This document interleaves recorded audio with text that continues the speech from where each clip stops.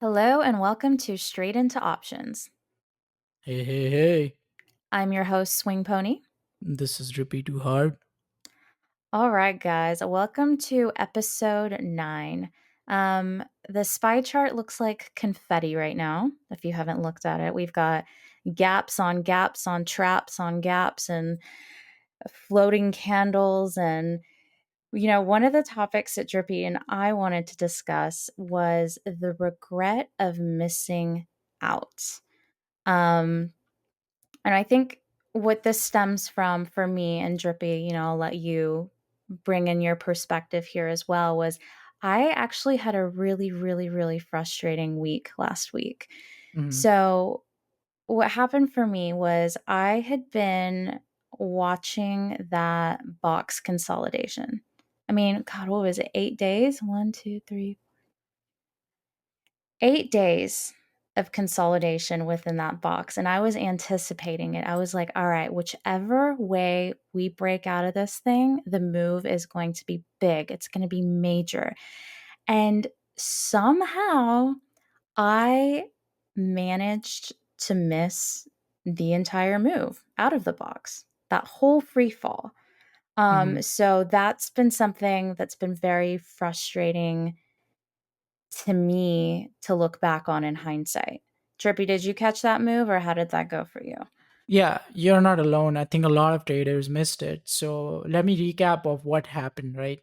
So we reversed from the 24th May, right? We had 380 as support. We were holding that. We reversed from there and we were forming a bull flag. You know, all the signs were pointing towards a continuation towards upside. But then on a day before the CPI data release, it got leaked. And on that day, around the whole day was choppy. And then last 1 hour, we saw significant sell off. I think the price went from like 407 to 400, like a 7 point drop in last 1 hour on SPY. And then so this was, I think, the early sign, I guess, that we should have started to scale into some puts, but I didn't. And the reason was that I thought it's good, I need to wait for confirmation, and CPI is tomorrow, right? Mm. And we didn't know that the data was leaked, and we just thought that, well, CPI is tomorrow, so this might be a sell off before the anticipation of it. And And so there you didn't think it was going to be that big of a sell off because the no. real move wasn't going to come until the next day. Is that right? Right, because 8, 9 days of chop in the range, we were all expecting that to break out after the CPI data is releasing, Mm-hmm. was released, right? And that didn't happen. It broke out below before. And in the hindsight now, yeah, I should have added puts. But then again, w- going back and, like, thinking about it, then, like, would I enter without knowing what the CPI data is? Because it could just be anticipation of it, which was the sell off, and then they pick it up next day. We have seen that happen last couple of times, where CPI data comes out and then it rips. um Yeah, I think what you're mentioning is actually a really good point, and it's one that I didn't think about, but in hindsight it makes sense. So, I know for me there's two big reasons that I missed the move. One, like you mentioned, CPI data was supposed to come out the next day. We were all anticipating it. We all knew it was going to be big, but I think because I thought the move was going to correspond with that day specifically, I wasn't mentally prepared for us to break down the way we did. And so I was sort of fighting the trend a little bit, and mhm. then every red candle that we had, I thought, oh, surely it's not going to keep going. Of course, it's not going to keep going. So that's the first thing. I think I had that mental bias and that expectation that sort of had me fighting the price action a little bit. And then the other thing I have to admit, because this is the wildest thing to me, it's like you've been anticipating a move for so long and then you miss it. That's what really got me because on my trading view I have two charts. I have one for intraday trading, like one template, and then I have another for longer time frames. That's where I have all my lines drawn. I have my box. I have a bunch of That one's got a lot more going on. My intraday, I keep it more clean, and you know, I want to be able to see through the noise. And I think what happened is I got a little bit of tunnel vision because I was so zoomed in to a smaller time frame that I completely lost sight and track of, oh shit, we just broke 407. Like that's a big level that I've been watching. I've been waiting for that break and we just broke it. But when you're on I think a smaller time frame and you're so zoomed in, it's very easy to lose perspective. And then when the day ends and you zoom out and you're like, oh, pardon my French, but holy fuck, like that was the move that I was waiting for and I missed the whole thing. So I think that's what's happened with me. I think in this market, you just have to be in a position with risk only trades, and if you are swinging it, right? So even if on paper it looks like SPY was, so the next day, right? Now in my mind, if you're like thinking from a technical analysis perspective, you want to wait for a retest of that breakout, right? Mhm. That's what Yep. most traders would have thought, including me, because that's Yes. where the best risk reward is. But again, we didn't get a chance. It gapped down, and then when it gapped down, well, then it opened and it starts to have chop. Like even if on the day you see it down, when you zoom into the intraday chart, it's just a lot of chop, up down, small volume. So you can't Mhm. really trade the options. And on top of that, IV is high, so you can't trade zero DTE. So Oh, the it's like, premiums have been juiced. Yeah. yeah, premiums were juiced. And then on the third day, now when it comes, now you think that, oh wait, now I gotta wait because I think we might see some kind of reversal. It's dropped like a rock in 2 days, and then next thing you know, it gaps down again. Yeah. Right. Well, and speaking of the gap downs, here's another thing that I think was a little bit of a mind trick was I don't know if it was last week or the week before, but we saw a lot of gap ups and gap downs that are what I like to call gap and trap. It would gap in one direction and then the rest of the day it would go in the other direction. So that was the other thing with the gap downs is that, you know, you have to really start with a clean slate every time you see a new candle or a new day. And I'll admit it's hard sometimes when you have a bias of like, okay, we gapped down, but last time this happened, we ended up closing green. We ended up going up. So you don't always anticipate the move to continue down because you've been tricked before. And then you find yourself carrying that trickery into the new candle or the new day and sometimes wanting to outsmart the price action. Do you ever do that? Sometimes I do, yeah, because like the key is like, things which go down can go down a lot, and things which go up can go up a lot. But then when you actually are in a trade, you start to think otherwise, because you always think about like, oh, I should lock my profits early, because what if it goes against me, given we have seen it last couple of times, right? Market just completely gap up on no reason, for no reason, Right. right? So it's like, let me lock my profits, and next thing you know, it grabs down next day, and you're like, damn, I sold early. You're like, damn, that would have been a banger. I know Yeah. because I think that's the other thing too is it's hard not to look at those candles and say, you know what, we look a little overextended. We just had a massive move down. I'm probably being greedy if I like continue to hold on to my puts here. But, our job as traders is to lock profits. Um, Yeah, I mean, like, SPY is down like 13% in 8 days. it's crazy. It's Yeah. crazy. Yeah, so that is insane. Like 7 days, I would say. And that is also not count, like if you remove the weekend, just like 4 or 5 trading days, we are down 13%. So the SPX puts, like if you were holding puts, for example, you would have that would have paid thousands, if not like the 100x percent, if you were way out of money. But then again, you know could have panned out completely differently if CPI data came a little bit more uh favorable. Sure. So I think for me, the lesson learned is that, well, in this kind of market, when you start to see consolidation, the trend is to the downside, right? And on top of it, like when I was watching the flow data, right? There's just on unusual whales, we're just watching the flow. Every day I watch the flow. Every day I look at SPY data. Every day I look at QQQ, and it's just relentless out of money puts buying. Just Mhm. puts, right? Yep. It's just like so put heavy that, but then you start thinking, well, these could be the hedges, right, for Yes. people buying long. And then you start, like, your mind starts to play a trick on you, because you have seen in the past that, well, sometimes even though the flow is bearish, you see market reverse, like we saw back in 16th of March, when we just suddenly reversed and we had a massive short squeeze. Oh my uh, gosh, that was the opposite of what we're seeing now. Like, oh, surely we won't get another green candle. Another one? yeah, Another one? but at least when we were going up, we weren't gapping up, so that was like, Correct. so we got chance to like get in the trades. But in this market, it's like, oh, just like next day gap down, next day gap down. So And you I don't want to chase that. yeah, so I tuned my strategy last week, then like yesterday actually. Like when I saw Moderna was up, I entered my short position, because that was my target level to enter.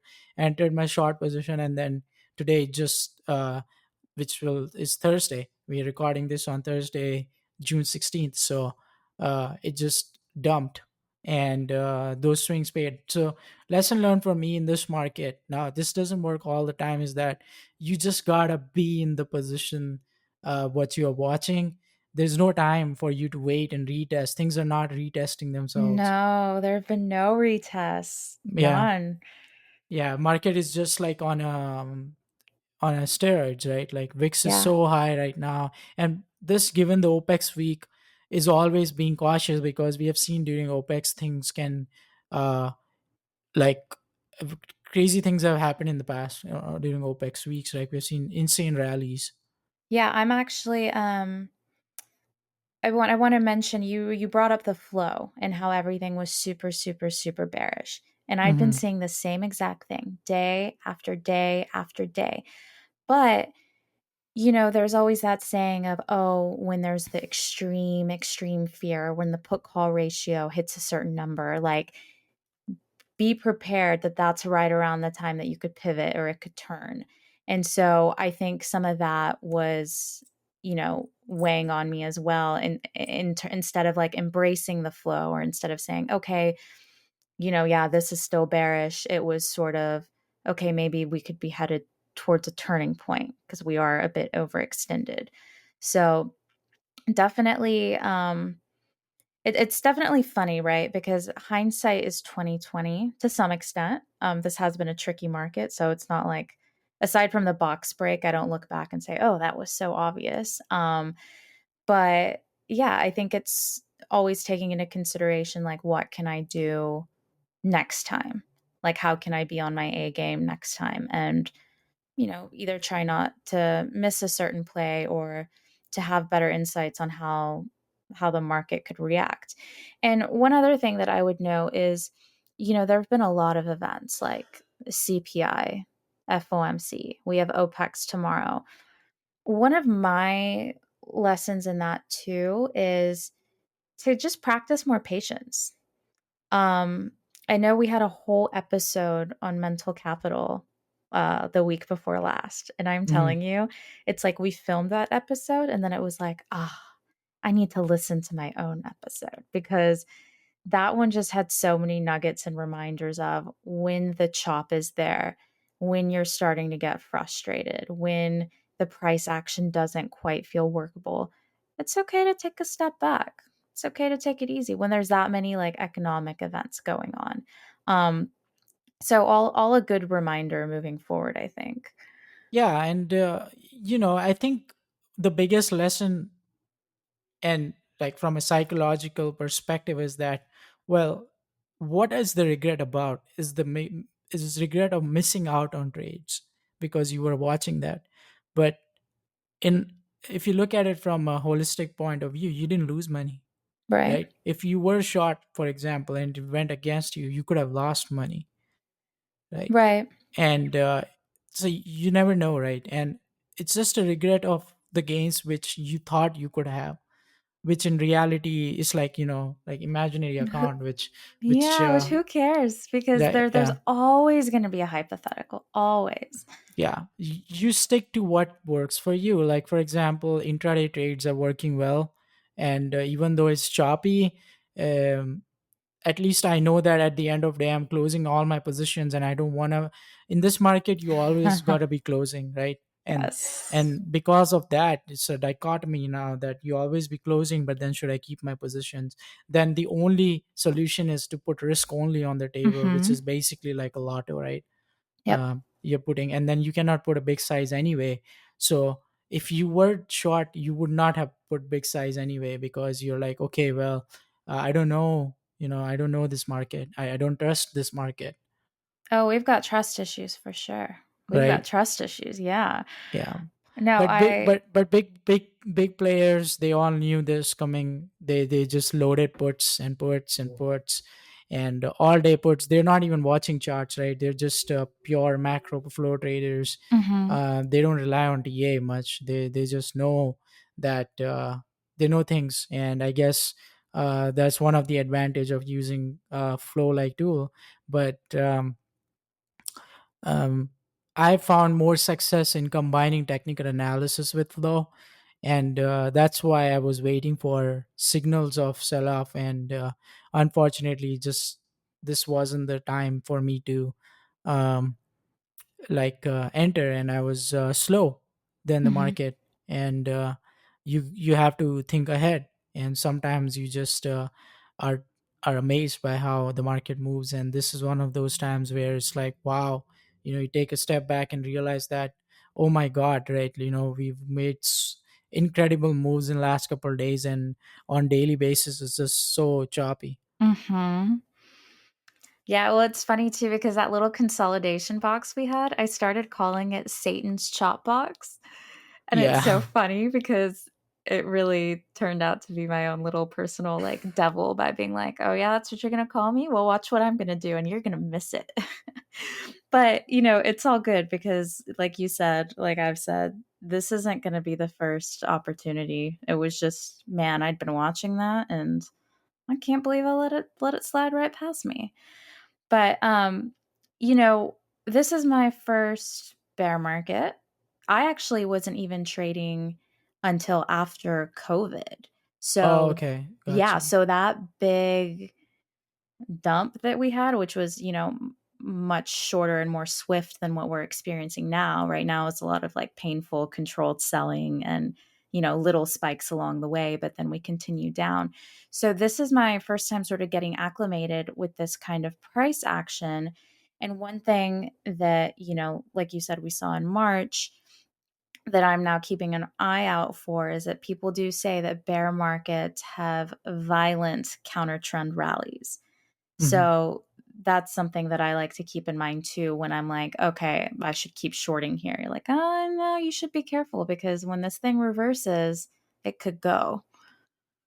Right. Yeah. So for instance, right, the COVID crash, right, it went from like it had a 35% correction in basically 7 day 5 days 6 days. Oof. So 6 days we had 35% correction in COVID. And if you compare it to this market, it's almost a 25% correction in 23 days. And last couple of days we have had, I mean, just this, from a, for example, 20% correction in 78 days. So it's a different kind of bear market. We are not used to this kind of market. And a lot of investors are not used to this kind of market as well. So just in 2 weeks we are down 15% in S&P. I have a So question for you mhm. because I didn't trade the COVID plunge. And I always wondered to myself, if I were trading during that time, how would I have reacted? What would I have done? What was it like for you? Back in COVID time, Yeah, that big dump. so during that time, around the COVID time, I was trading options, and I I didn't really have a lot of stocks in my portfolio. I was just trading options. And So you were still in and out on the daily. You don't have any like big swings or no, big positions. I had swings and I lost money on the first, because we were up, right? We were uptrending.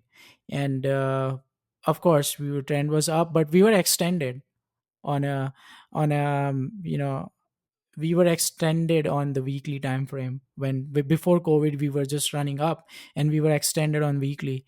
So I took profit on my swings and I was waiting for a pullback.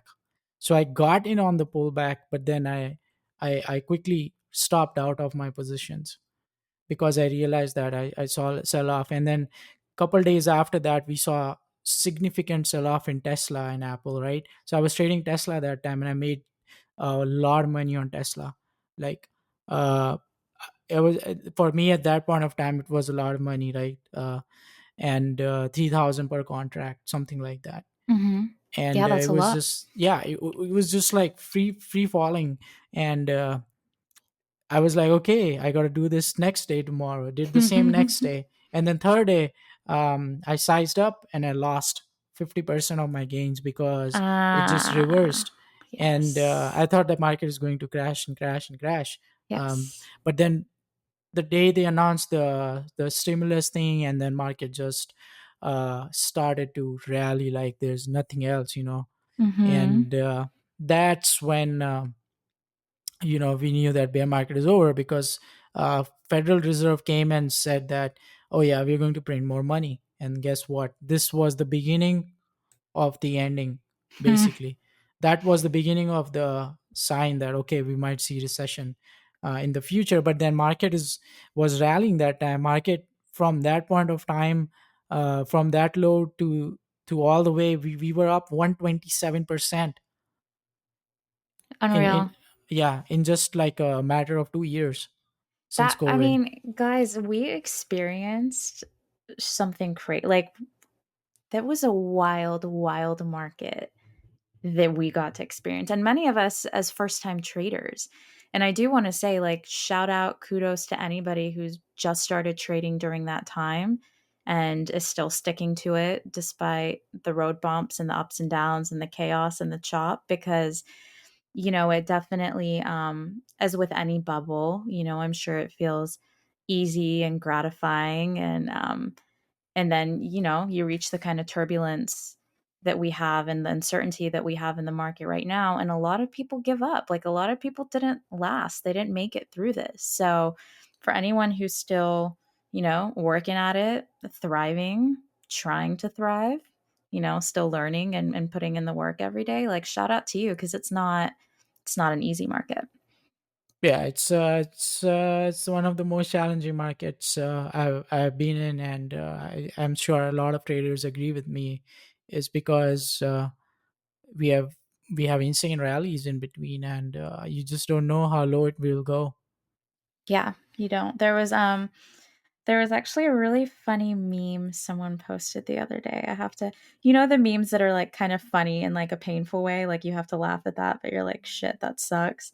Hmm. Um, what was it? It was something about, let me pull it up.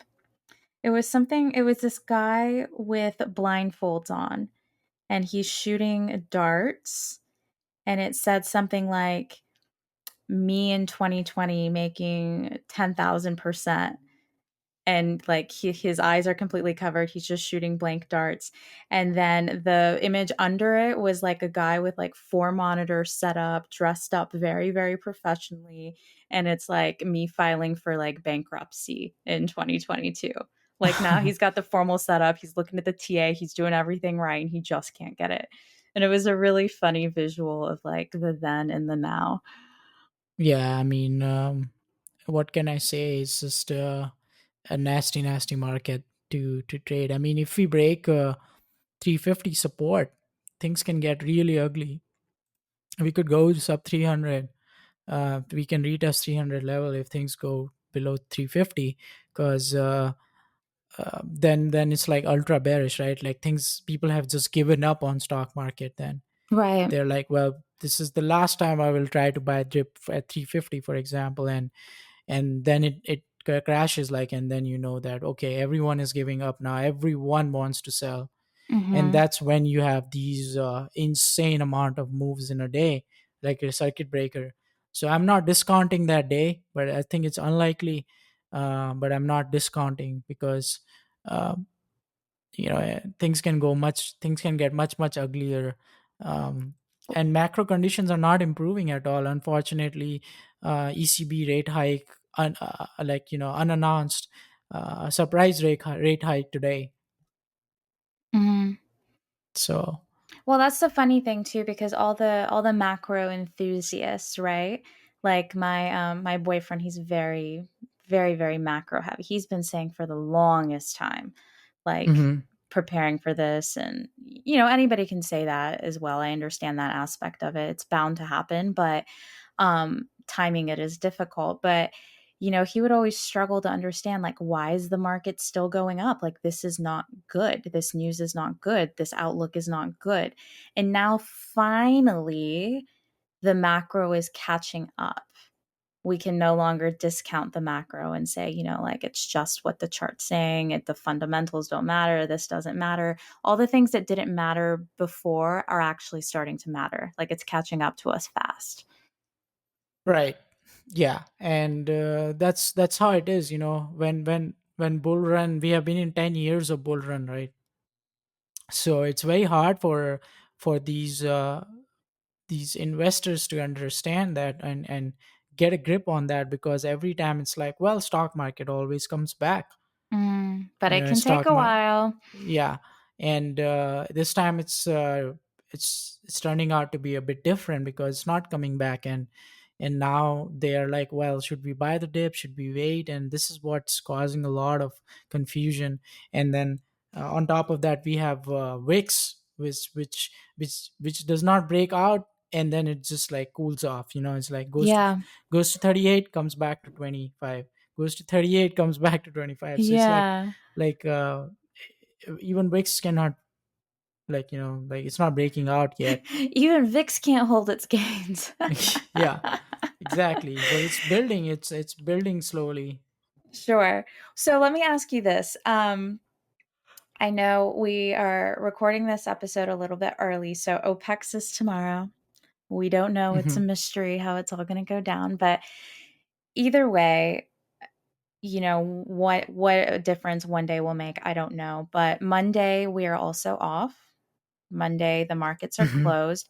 I'm really excited to get back to the markets fresh with a clean little mental break after that and sort of see where the price action takes us next. What are you anticipating? Like, I know we're going to have a relief rally eventually. I'm kind of eyeing that 407 level, which was the box breakout. I'm eyeing 390 before that. I mean, if we can get above those two, then even higher. But what are you imagining? So I'm looking at the percent of stocks above 50 moving average right now, and they are at 12. So 12% of stocks are above 50 moving average.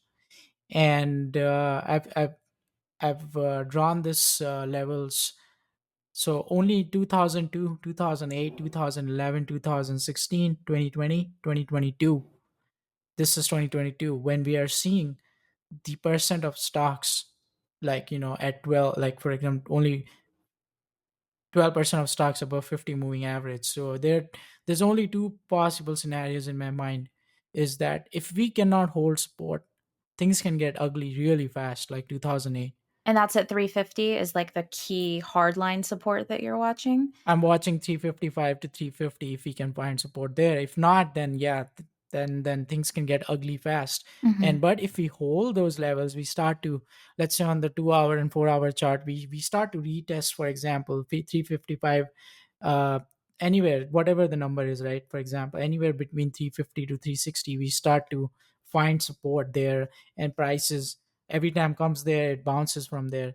Then I think, then and only then I would be interested in adding long positions. I'm not interested in buying the dip. I'm Right. interested in like things to show momentum, like towards the upside.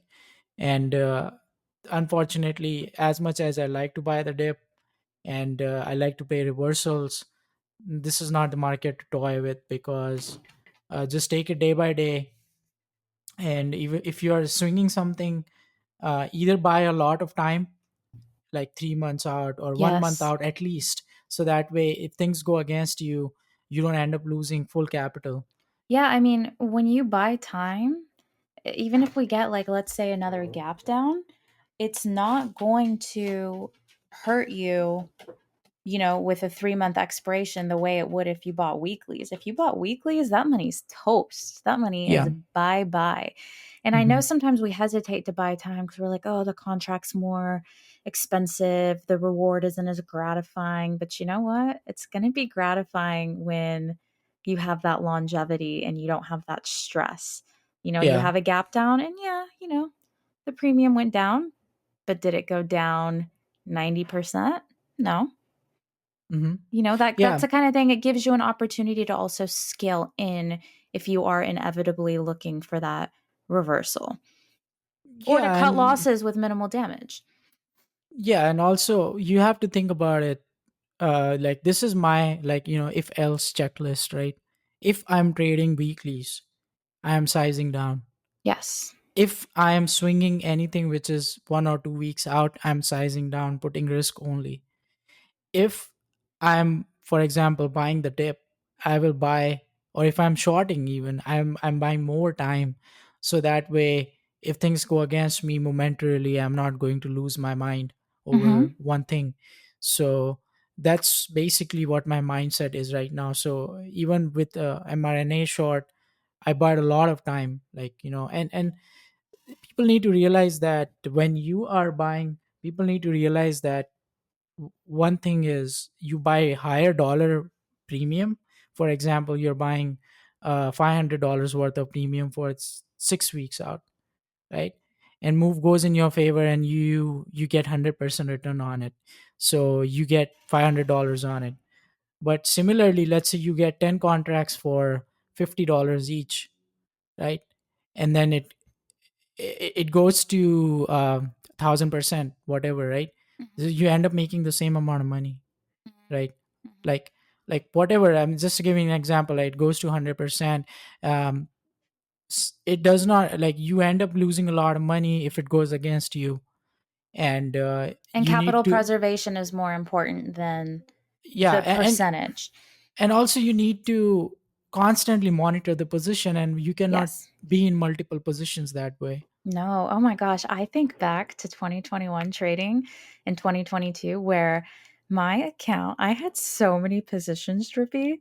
I had so many positions open all the time, and I could go to bed at night, relax, and wake up the next morning, sleep in 2 hours after market open, check everything.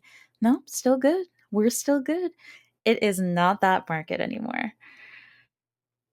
Yeah, things are not flight mode anymore, it's not easy mode. And eh, it's just the byproduct of volatility. Yeah. But no, I'm excited to see where the market takes us. It's definitely keeping us on our toes, and we've got quite a few gaps to work with. So hopefully we get a retest of something. Which inevitably we will. It's just a matter of when, right? Right. And I'm excited to talk about our next episode, which will be strike selection and expiration. I think a lot of people have asked me this question, and I want to deep dive into this topic. So I'm excited to talk about that. Yeah, I am too. I think so much of that is also, there's a lot of it that's objective, but then there's a lot of it that's subjective in terms of your own personal risk reward and the time frame that you're looking at. So it's definitely going to be a good topic to dive into. Right. All right. Well, we will see you guys next week on Straight into Options. And we're going to discuss, like Drippy said, how to choose the right strike price and expiration. And as usual, guys, if you enjoyed this episode, if you have any thoughts, if you have any, Drippy's new coined term, ROMO, regret of missing out. If any of this happened to you or you're experiencing it, you're thinking about it, let us know. We love to hear from you guys. Yeah, and please like, subscribe, tweet, retweet this stuff. The more people listen to it, the more like community will learn from it, and we'll have more ideas on what to talk about. So I mean, it's not just one directional, it's bi-directional communication. So if you like this and if you want us to continue doing this, please show us some love. And for those who are completely new to options, we do have a workshop planned in the future, so we'll share the link in the description, and you can sign up on that, and we'll get back to you guys. All right. We'll see you guys next week. Ciao.